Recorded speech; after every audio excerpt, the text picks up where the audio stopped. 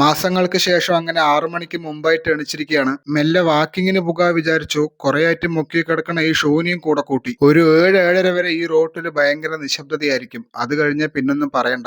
സ്കൂളിന്റെ ഭാഗത്ത് ഒരു ഫുട്പാത്ത് പണിതപ്പോ കുട്ടികൾക്ക് വരാനും പോകാനും നല്ല സൗകര്യമായി. ഇതാണ് വീടിന്റെ അവിടുത്തെ ആളുകളുടെ പോക്കറ്റ് കാലിയാക്കണ ഏക AI ക്യാമറ. ആ കാണുന്ന വെള്ള ബിൽഡിംഗ് ആണ് ഞാൻ പഠിച്ച സ്കൂള്, അല്ല ഞാൻ പോയ സ്കൂള്. കുറെ നേരം നടന്നപ്പോ എനിക്ക് തന്നെ എന്നോടൊരു പുച്ഛം തോന്നി. അങ്ങനെ ഓടി നോക്കിയതാണ്. 2 മീറ്റർ ഓടിയതും തളർന്നു. പണ്ട് 4-5 കിലോമീറ്റർ ഒക്കെ പുഷ്പം പോലെ ഓടിയവനാണ്. എന്താലേ. ഈ വെള്ള ബിൽഡിംഗ് ആണ് വീട്ടിന്റെ അവിടുത്തെ ജിമ്മ്. 3 വർഷം മുമ്പ് 3 മാസം പോയി.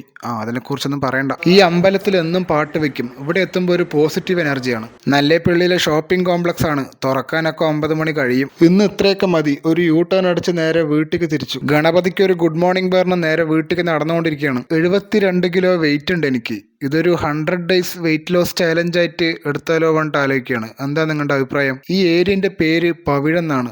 പണ്ട് സ്കൂളിൽ പോകുമ്പോൾ ഇവിടെ പവിഴം ജ്വല്ലറിന്റെ കട്ടൗട്ട് ആയിരിക്കും.